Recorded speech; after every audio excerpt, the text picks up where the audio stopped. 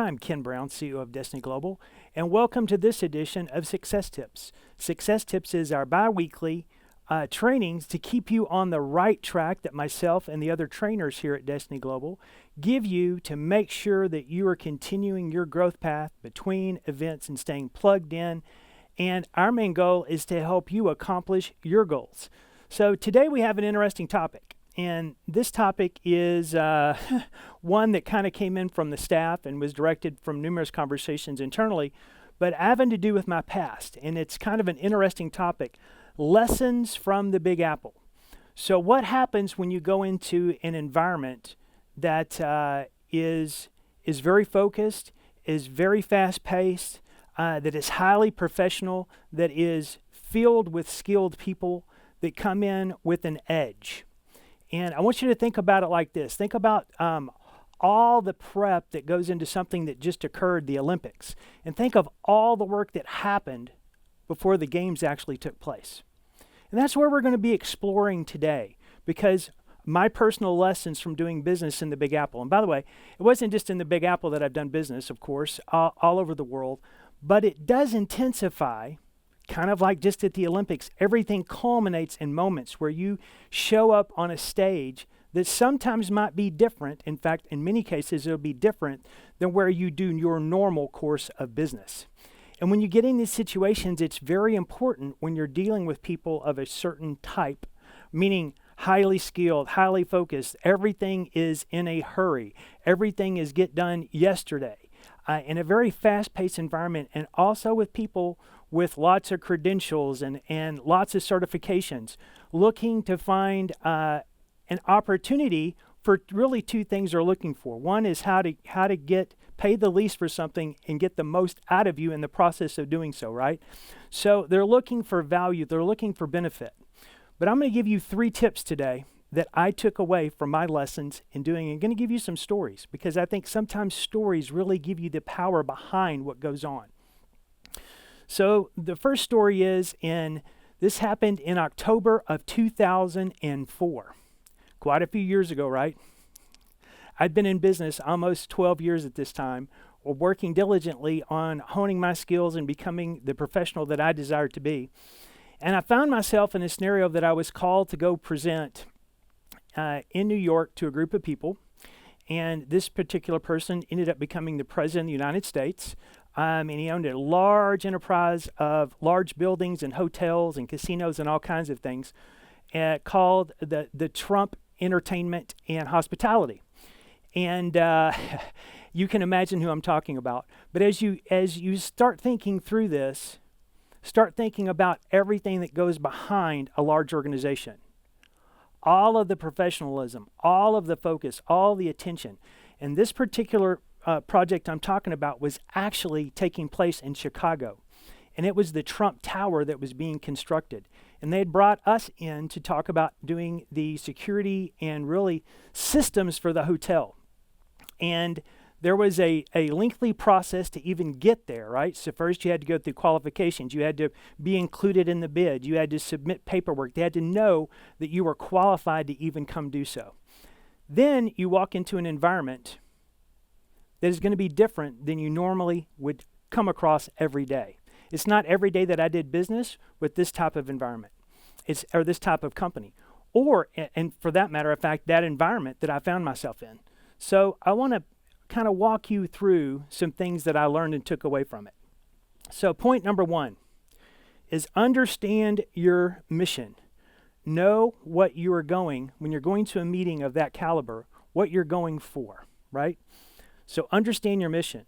And that specifically leads to this. What problem are you solving, and what's the cost? Imagine if I'd have gone to this meeting and not been prepared to tell them what I was solving for them, specifically what I was solving for them, and how it was going to add value to them, how it was going to do exactly what was outlined in the bid. How was I going to perform that?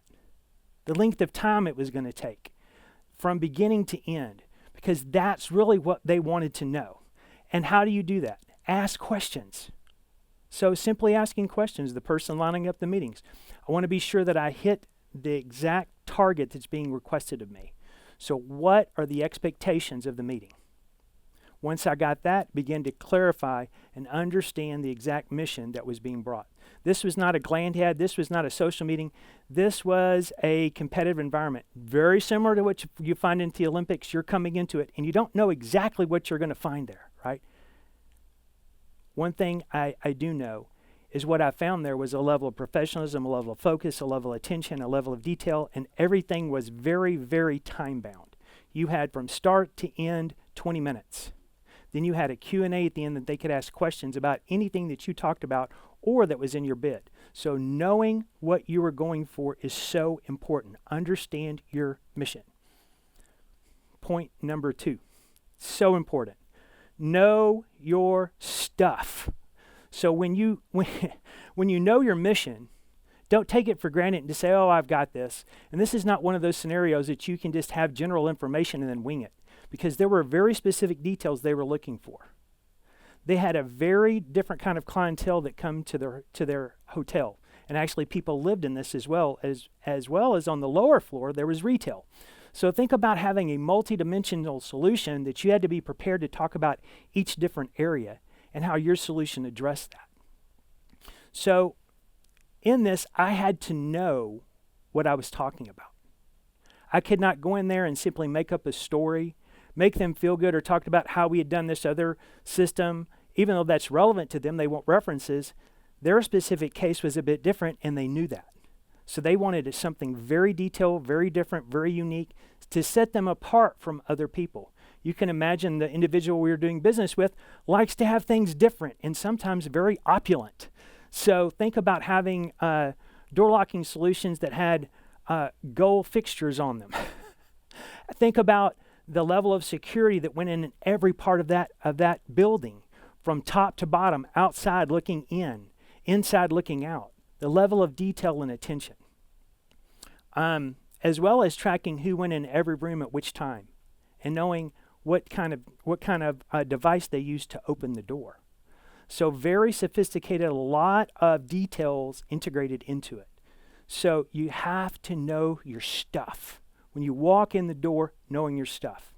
So the first one, understand your mission. Number 2 is know your stuff. And really what that meant to is in understanding your mission is what problem are you solving.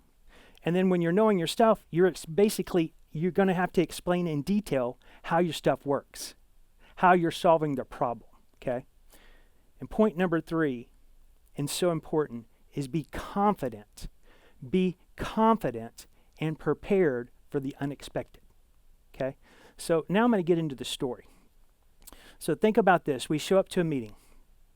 We don't know exactly who's going to be there and how it's going to take place. We have some idea. And at this time, there was a person that had won on a TV show called The Apprentice. And Bill was the person. He was the first person to win the Apprentice award and actually go to work for the company. And this was a project he was overseeing. So he was the project lead, and he was part of the decision making as well as a number of other people. And so we go into this lobby of this building, and lo and behold, we walk in the door, and our competitors are there as well. We had all been called in at the same time to present at different time slots, and they were actually going to reach a conclusion at the end of that who they were going to choose. So when I tell you to be prepared for the unexpected, so similar to the Olympics. You walk in, there they knew who they were going to be competing against. They knew that their competitors were going to be showing up. In our instance, we did not, right? I did not know that my competitors were going to be sitting in the lobby across from me before we go in these meetings. So what did I have to do? Stay composed, not be intimidated. All this was part of the process to see how you handle pressure. So sometimes you can be placed in scenarios that you may not find normal. For them, it was normal because they like creating these environments to see how you perform under pressure. So with that said, my intention was to focus, be confident in what I came there to do. See, remember I told you preparedness. So the things that I did months and years before, coming in and being focused and being disciplined in how I approach business, all the skill sets, talking clearly, presenting clearly, just like I'm doing to you, making sure that I'm pronouncing things correctly, to make sure that I'm getting the points across that need to come across. And I have a highlight of things and bring notes with you to make sure that you don't miss something. You don't always have to be so perfect that you don't bring something. Just like when Jackie and Carmen or Dr. Brown are on stage at an event, or myself, that you'll see notes. Why? Because we don't want to forget something that's important. You don't have to have everything memorized, but you need to be prepared that you have access and ready to respond to the things and get to your notes quickly. So it's about being prepared before you ever show up and relying on your past experiences to carry you through. Because you don't just show up to something and compete and expect to win. You have to be preparing in the process. You have to make sure that you walk in and you're presenting your best. And in doing so, that builds your confidence, it builds the team's confidence around you, and it also builds confidence in the client who you're actually presenting to, which is so important. Do you want to hire somebody to come do work for you that's not confident about the work? Well, I'm going to come work on your air conditioner. Aaron B., I can imagine you saying this, right? I'm going to come work on your air conditioner. I'm not sure if we can fix it or not. Maybe, I don't know. It's not the person you're going to hire. You want the person that comes in that can diagnose what's going on and fix it. So just like that, we walked in with a very focused presentation. And I walked through it from beginning to end. Got up, shook hands. We left the room. Then the next competitor came in. Then the next competitor came in. Then it was kind of interesting because about 20 minutes after everything was done, there were some discussions that went on. And they started calling the other two groups in first, and it was very nerve-wracking because they didn't explain the process to us. And even if I would have asked, they wouldn't have told me, right? So they call in the first, and we saw that group leaving and looking at us as they go down the elevator. Uh-oh. I guess did they win or did they lose? Don't know. The next group went in. They're dismissed. Did they win or lose? Don't know. Then we were called in. We were invited to sit down at the table. This seemed very different than what the others went in because they went in for a very short period of time and likely did not even sit down, would be my estimation. I never asked the competitors that, but we were seated and then asked if we would like something to drink. Then we began to go around the room. They began to ask a few questions. Then we got into personal conversation. Now, I want to note something to you. Nothing had been personal up to this point. It was 100% business. So going in and trying to do all of the things and all the skills that we have were not applicable, especially the things that we teach here at Destiny Global with sign and form and the different really tools to get to know someone that we teach in our teaching called GEMS. That is so powerful and so well taught by Carmen. But when you're not able to use some of those skills, it can make you think, wow, did I connect with the person? But at the beginning of this, it was all about the solution. Then it became about the personal. They wanted to know how long we had worked there. They wanted to know different things, and we turned the tables, how long had they been working there, and then found out Bill had only been working there about 3.5 months before we got there, right? And so learning around the table. And then Ivanka came into the meeting, just dressed impeccably. Everything matched. Just total, put together in every way, absolute professional. And then after we got into discussion and they began to say, because we knew at this point something good was going on, okay? Really got into some personal discussions. Then it flipped back to business for a few moments. And they said, we wanted to let you know that we have selected you. And then Mr. Trump walked in the room, congratulated us, walked around and shook hands and said, good job, thumbs up, and then he left, his traditional way of doing things. And that's how the meeting went, but we won the business because of these things. Now, you might think that was the big story that actually happened in New York. It wasn't.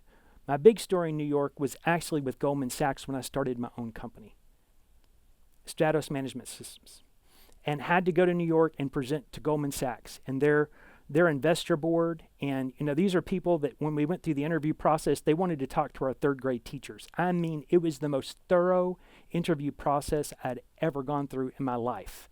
They wanted to know, because when they invest money, there's one thing about them: don't lose the money. So they wanted to be sure that we were who we said we were, that our credentials lined up. And how we were going to make the business that we were proposing to be successful, and how we were going to put their money to work to return to them more than they put in. So again, had to understand our mission, had to know my stuff, and I had to be confident, so confident. In fact, that was the most important thing in this, is did you believe and did they believe you could actually do what you were saying? Because some of this was going to be new. Now, I had a very strong background and of success coming up to this point. However, it wasn't working with them. And they went through their culture. They went through how that they operate. They wanted to make sure that those things aligned and that you agreed with them. And if you didn't agree with them, it was okay. You could tell them that. It meant that you probably weren't going to work with them. And that's okay, because you need to want to work with people. It's so important that you work with people that you know, like, and trust. And the third is the most important, that you trust them, because these are people that you will go to battle with, okay? Because everything in business at some point will go wrong. There's some challenge you will face, and you have to be confident and stern and work with people that are going to stand in that foxhole and do battle with you to help resolve the issues. So as you're doing that, I want you to really think through these things that I've been talking to you about, because it's so important that you know when you step into an environment is to be prepared for the unexpected. And go back to that place of success that you have had, because each of you have had success in your past. Each of you at some point have had success. You go back to that place and you stay focused, not distracted by all the competitors around you, by the difference in approach. Go in and execute and absolutely kill it. So I hope this has been helpful to you. I'm sure it will be. If you're not going to face some of these things today, you will face them in the future, because the more business you do, the more challenges you face. So thank you for joining this edition of Success Tips, and I hope to see you soon.